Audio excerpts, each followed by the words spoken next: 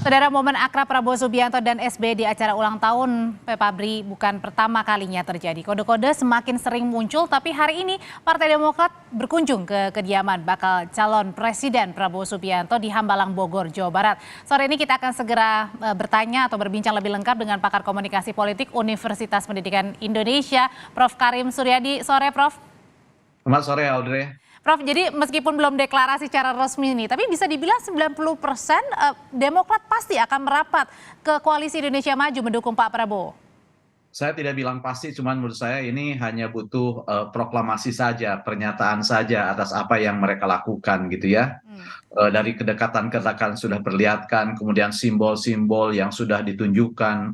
Dan kalau kita baca baik secara psikologis, secara historis, memang sepertinya cinta lama bersemi kembali antara Demokrat dan Partai Gerindra ini, atau dengan kekuatan yang dibentuk oleh Prabowo Subianto itu akan terjadi. Dan dalam politik ada dalil yang menyatakan bahwa politisi itu lebih didorong oleh ketakutan ketimbang mengejar apa yang dia mau. Ketakutan itu apa? Ketakutan untuk tidak diterima atau misalnya bergabung dengan koalisi sebelah tetapi menimbulkan emosional yang kurang bagus gitu ya. Sebab Maksudnya kita koalisi tahu Ganjar bahwa ini. Ya, sebab kita tahu bahwa sekarang pilihannya hanya akan dua kan, apakah akan bergabung dengan salah satu atau tidak. Tapi juga partai ini kan punya pengalaman selain mendukung, selain masuk ke dalam koalisi, bisa juga hanya mendukung seperti dalam pemilu 2014 kalau tidak salah, dia mendukung koalisi Prabowo tapi tidak menjadi anggota koalisi. Tapi sepertinya untuk pemilu 2004 ini Demokrat akan tegas kali ini masuk menjadi anggota koalisi. Hanya tinggal pertanyaannya, kalau sekedar ingin menjadi anggota koalisi, menurut saya ke kubu manapun tidak akan susah. Yang agak susah ketika dia memasang target menawarkan ketua umumnya menjadi calon wakil presiden, ini akan agak susah. Kenapa? Karena di sana sudah banyak deal-deal terjadi, banyak juga kompetitor, masing-masing partai bawa calon wakil presiden, bakal calon wakil presiden dengan pengalaman, keterlibatan, mengelola negara, jabatan sipil yang begitu mentereng. Jadi menurut saya kalau sekedar untuk menjadi anggota koalisi dengan power sharing di luar mendapatkan calon wakil presiden itu akan bagus, akan banyak dan akan mudah. Dan itu yang harus dilakukan oleh Partai Demokrat gitu ya. Selain dia move on dari koalisi sebelumnya, juga harus move on dengan Tapi Prof, target pemilih 2024 gitu ya. Prof, tapi ketika Pak SBY yang datang langsung menemui baca pres ya Ketua Umum Partai Gerindra, Pak SBY ini juga adalah presiden begitu ya. Apakah ini artinya menurunkan target ya, atau mungkin ia lebih baik merapat seperti kata Prof bilang daripada tidak sama sekali? Ya, menurut saya ini bukan menurunkan, tapi menegaskan gitu ya, Oke. menegaskan maksud. Kan kayak dua orang pemuda dan gadis sudah saling mengenal, kemudian mereka berencana menikah.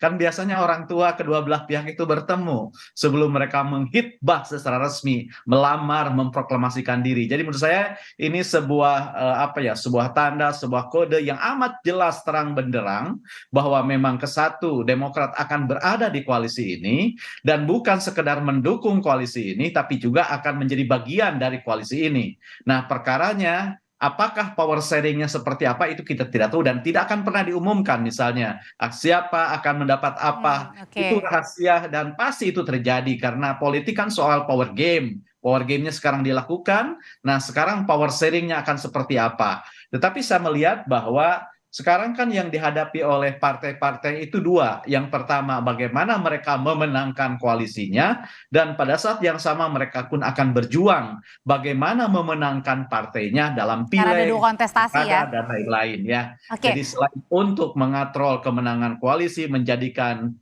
kandidat yang didukungnya menang, juga mereka ingin mengatrol suaranya dalam pileg. Dan menurut saya keberadaan Demokrat di Partai Indonesia Maju itu jauh lebih memberikan ruang yang terbuka untuk mengekspresikan dirinya, kekuatannya. Kenapa begitu? Karena saya lihat ketimpangan atau gap antara satu partai dengan partai lain tidak begitu nampak di koalisi Indonesia Maju Artinya ini. bisa dikatakan bahwa komunikasi lebih cair, lebih gampang dilakukan Ya, koalisi Indonesia Maju ya. daripada koalisinya yang mengusung Mas Ganjar. Ya, tentu saja dalam dua pemilu terakhir Demokrat berada di koalisi besutan Prabowo ini akan memudahkan ya pemilihan tanda-tanda gaya komunikasi di daerah. Jadi kader-kader tidak usah mencari narasi baru, tidak usah menemukan diksi yang lain-lain gitu ya. Artinya apa? Kenapa? Karena kan dalam 2 pemilu terakhir Demokrat ada di sini. Secara psikologis sudah terbiasa, secara psikologis dia tinggal konsisten mengusung Prabowo kan gitu ya. Jadi misalnya kalau misalnya ada tagline pemilu 2002 presiden 2004 Prabowo, Demokrat tetap Prabowo kan lebih gampang ketimbang Oke. dia akan ke partai yang lain, ke koalisi lain. Sebab ketika dia misalnya memilih haluan yang berbeda, selain dia harus menjelaskan kata-kata baru kepada pendukung di luar Demokrat, dia pun harus menyamakan persepsi di kalangan partai internal Demokrat. Jadi dari sisi komunikasi, psikologi, berada di partai pimpinan Gerindra ini, pimpinan Prabowo ini jauh lebih memudahkan Demokrat ketimbang harus memilih koalisi yang baru begitu ya. Makanya kalau tidak salah waktu itu saya tidak salah ingat ya, ada kata-kata dari Mas Ahaye bahwa tetap menginginkan perubahan ya, berarti memang ada sinyal-sinyal itu ya. Nah, nah memang itu yang agak membutuhkan penjelasan ya dan kesepahaman tentang apa yang dimaksud perubahan untuk perbaikan. Kalau dari sisi sosok presiden mengusung Prabowo, mengusung Ganjar adalah perubahan. Jadi presidennya berubah. Tapi kan kita sangat paham betul Prabowo Subianto adalah bakal calon presiden yang paling nyaring menyatakan akan melanjutkan Jokowi Widodo kan gitu ya. Jadi artinya apa yang dimaksud dengan perubahan bagi perbaikan itu, saya menangkap ini sepertinya spirit yang dibangun oleh Demokrat untuk memacu kinerja internalnya.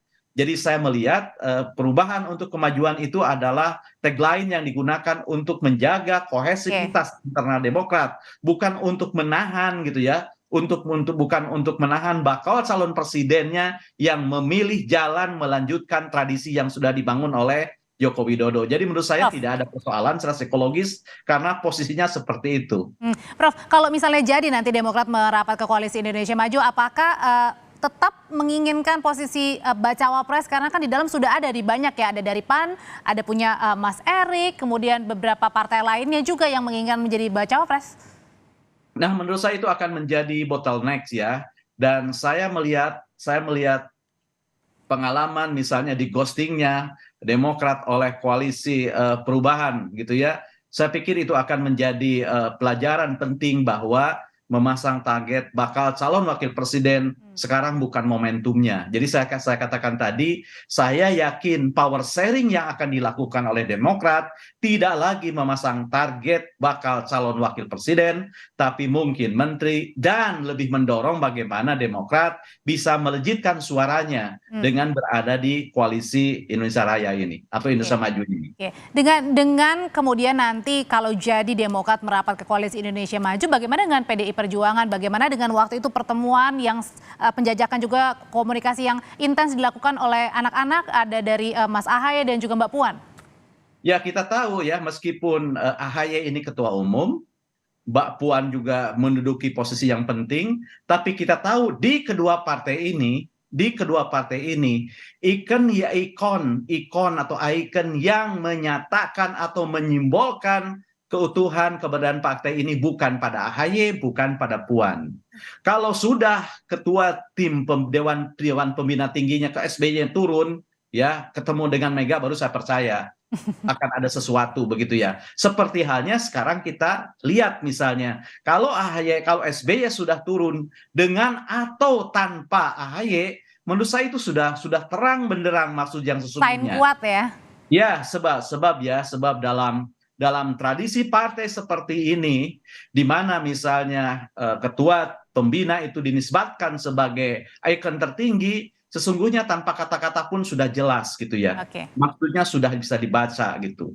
Karena apa? Karena saya tidak yakin Ahaye akan bisa berbeda dengan bapaknya, dengan ketua dewan pembinanya dan lain-lain. Ini menegaskan bahwa ya pertemuan antara ketua umum Ahaye itu hanya ya bunga-bunga saja gitu ya. Sebab kata akhirnya akan ada di ketua tim pembina gitu ya, ketua dewan pembina. Dan termasuk juga sore ini kita nantikan ya, apakah ada deklarasi Demokrat merapat ke koalisi Indonesia Maju. Saja, karena bagaimanapun kan koalisi itu koalisi biasanya begini dalam kita kalau kita melihat sejarah koalisi di negara lain ya, bagi partai-partai yang tidak menjadi Baik. ketua koalisi maka bergabung dengan koalisi yang Oke. diprediksi akan memenangkan pemilihan itu akan menjadi magnet ketimbang bergabung dengan partai koalisi lain yang kemenangannya Baik. masih dipertanyakan. Jadi peluang koalisi mana yang akan memenangkan kontestasi itu akan menjadi penentu kepada partai koalisi mana sebuah partai akan Baik. berlabuh.